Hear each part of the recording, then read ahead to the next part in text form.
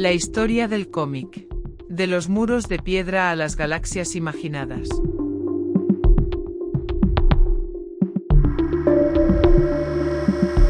Esta es la historia de una forma de arte que ha resistido el tiempo, los prejuicios y las guerras culturales.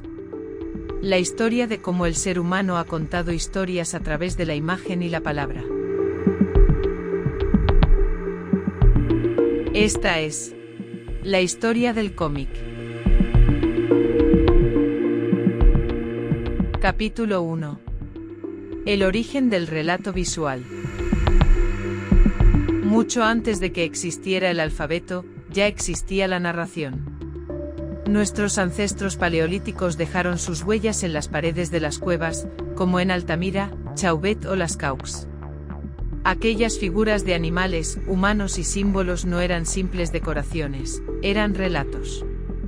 No tenían bocadillos ni cuadritos, pero sí un orden narrativo, una intención comunicativa.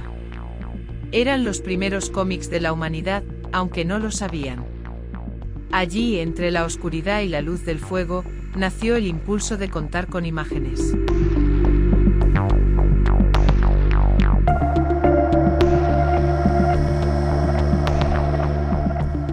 Capítulo 2. De jeroglíficos y tapices.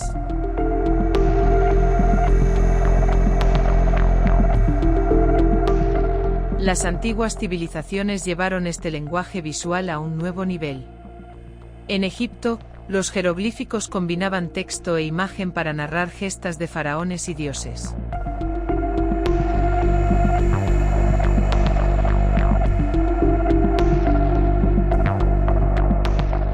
En Grecia y Roma, los frisos y mosaicos ilustraban batallas y mitos en secuencia.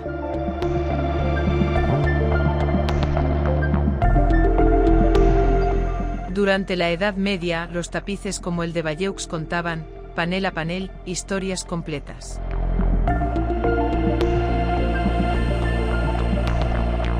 Por su parte, los manuscritos iluminados ilustraban las vidas de santos, con imágenes que acompañaban e incluso reforzaban el texto.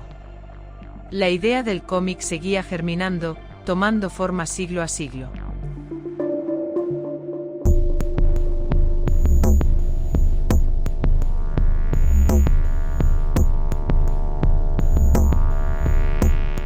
Capítulo 3. La edad de la imprenta. Con la llegada de Gutenberg en el siglo XV y la expansión de la imprenta, el relato ilustrado se democratizó. Aparecieron las primeras sátiras gráficas, como las de William Hogarth en el siglo XVIII, cuyas series de grabados como A Rake's Progress presentaban historias moralizantes que avanzaban cuadro a cuadro. El humor gráfico se convirtió en una herramienta política, crítica y educativa. Ya no solo se narraba por arte, sino también por subversión.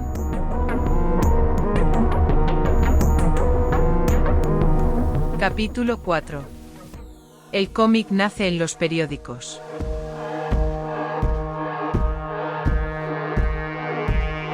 A finales del siglo XIX, los periódicos estadounidenses comenzaron a publicar tiras cómicas para atraer a un público más amplio. Fue entonces cuando apareció The Yellow Kid, 1895, creado por Richard F. Outcault, considerado por muchos como el primer cómic moderno. Tenía personajes recurrentes, humor, globos de diálogo y color. La competencia entre periódicos por estas tiras fue tan feroz que dio origen al término Yellow Journalism o prensa amarilla. Las tiras cómicas conquistaron a niños y adultos. Surgieron personajes como Little Nemo y Slumberland de Winsor McCay, una obra maestra de surrealismo y narrativa visual. Capítulo 5. La Edad de Oro. En 1938, el mundo cambió con una explosión de capa roja y puño en alto, nacía Superman. Con él, empezaba la llamada Edad de Oro del cómic. Rápidamente llegaron Batman, Wonder Woman, Capitán América, y muchos otros. Estos personajes encarnaban los valores de una sociedad en crisis: la Gran Depresión, la Segunda Guerra Mundial, la búsqueda de justicia.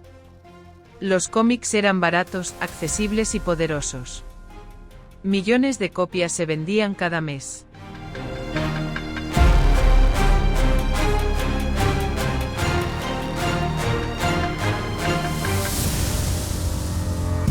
Eran leídos por soldados en el frente, por niños en casa, por adultos que necesitaban héroes. El cómic se convertía en parte del tejido cultural de Occidente.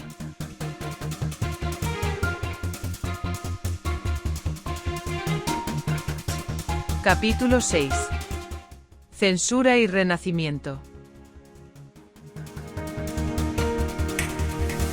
Pero el éxito trajo consigo el miedo. En los años 50, en plena paranoia moral, surgieron voces críticas que acusaban a los cómics de corromper a la juventud.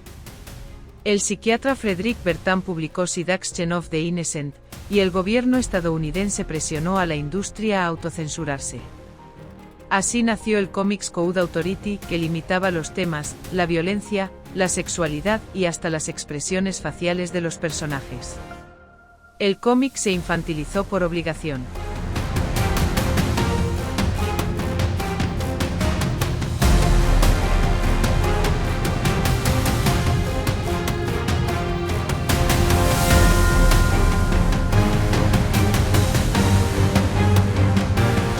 Sin embargo, fuera de Estados Unidos, el cómic seguía evolucionando libremente.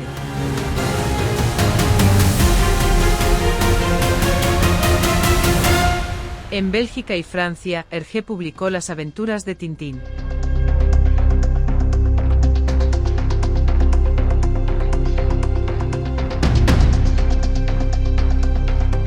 En Italia nacía Diabolik, y en América Latina, Condorito, Mafalda y el Eternauta marcaron a generaciones enteras.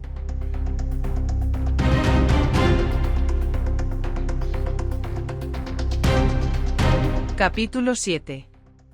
Edad de Plata y el surgimiento del manga.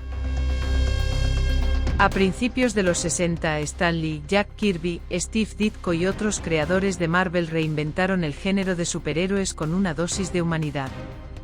Spider-Man tenía problemas escolares, los X-Men sufrían discriminación, los Cuatro Fantásticos eran una familia disfuncional. El cómic volvía a ser relevante y moderno.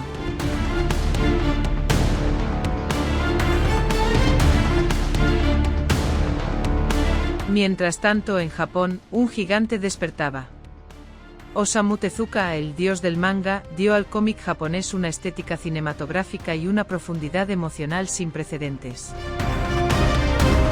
Astro Boy, Blackjack, Buddha sentaron las bases de una industria cultural gigantesca que conquistaría el mundo.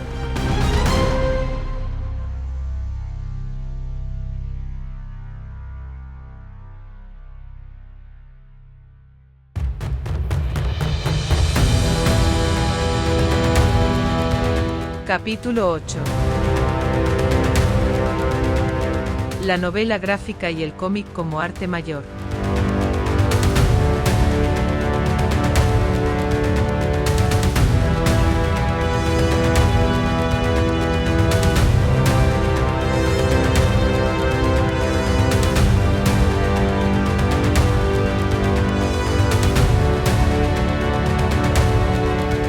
En los años 80 y 90 el cómic maduró. Obras como Watchmen de Alan Moore, Maus de Art Spiegelman o Persepolis de Mary Jane Satrapi demostraron que el cómic podía hablar de genocidios, política, religión y filosofía. Nacía el concepto de novela gráfica, más literario, más profundo, más adulto. Las editoriales independientes dieron voz a nuevos talentos y minorías. El cómic se diversificó y por fin, fue reconocido como arte serio.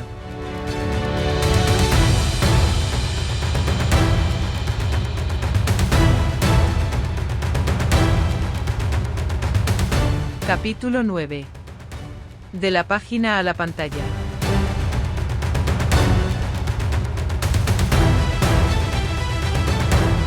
Con la llegada de Internet y los dispositivos móviles, el cómic se reinventó. Surgieron los webcomics, webtoons y nuevas formas de lectura vertical y dinámica. Plataformas como Tapas y Webtoon democratizaron el acceso a la creación.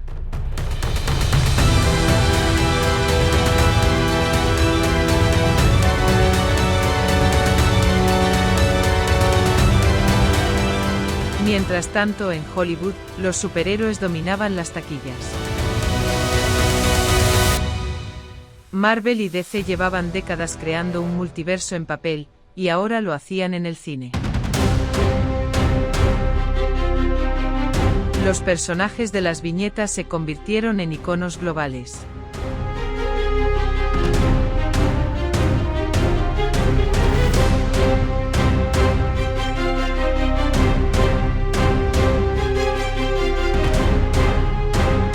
Viñetas del futuro.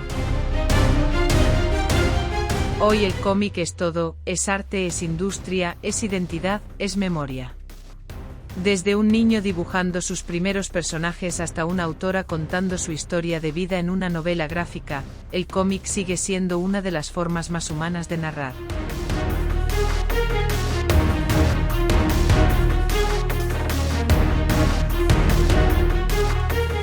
Una viñeta es más que una imagen con palabras. Es una ventana al alma del mundo.